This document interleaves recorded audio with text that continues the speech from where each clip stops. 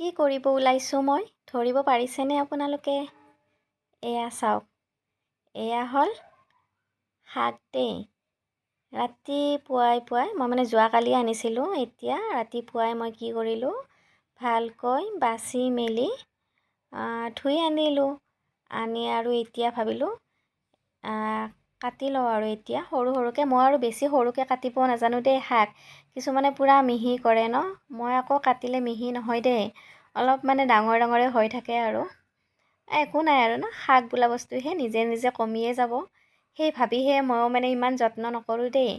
একেবাৰে মানে মিহি নকৰোঁ আৰু কাটি দিওঁ আৰু যেনেকৈ নহ'লেও আৰু মানে সেই হিচাপে এয়া মই কাটি আছোঁ আৰু শাকখিনি।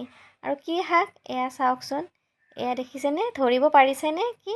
কাৰ কাৰ প্ৰিয় ক'বচোন এই শাকবিধ? এয়া চাওক, এয়া হৈছে কলমৌ শাক, হয়নে নহয়?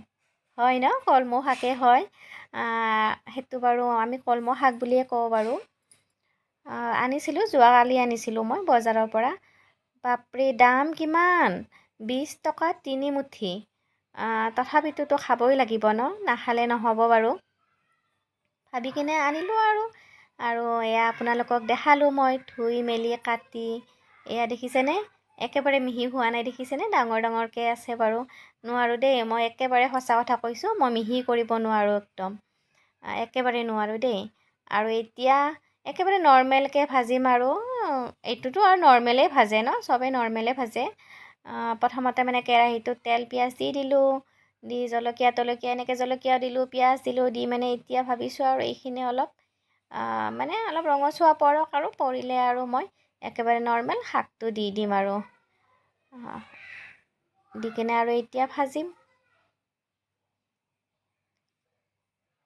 সৰুতে মই শাকটো গাঁৱত ছিঙিছিলোঁ দেই। মানে মই মামাহঁতৰ ঘৰত গ'লে আৰু পুখুৰীৰ কাষত হওক, সেনেকুৱা মানে পানীত থকা ঠাইবিলাকতে হয় ন শাকটো। তাতে মানে মামাহঁতৰ ল'ৰাবিলাকৰ লগত একদম গৈছিলোঁ দেই সৰুতে ছিঙিবলৈ। কেনেকুৱা যে মানে সেইটো পৰিৱেশ আছিল দেই, মনত পৰিলে বহুত ভাল লাগে। আমাৰতো ইয়াতে আৰু দেখাই নাই দিয়কচোন, গুৱাহাটীতনো ক'ত থাকিব, কিনিয়ে খাব লাগিব ন। গাঁৱত প্ৰায় মই দেখিছিলোঁ আৰু গ'লেই মই ছিঙিছিলোঁ দেই। সেইটো আমেজটো মই পাইছোঁ দেই, কলমৌ শাক ছিঙা আমেজটো মই পাইছোঁ কিন্তু। এতিয়া আৰু কি নিমখ হালধি দি আৰু ভাজিলোঁ। মই আকৌ কি জানেনে, শাক মানে মই কিছুমানে যেনেকৈ একদম কাঢ়াকৈ ভাজে, মই আকৌ শাকটো তেনেকৈ নাভাজোঁ দেই।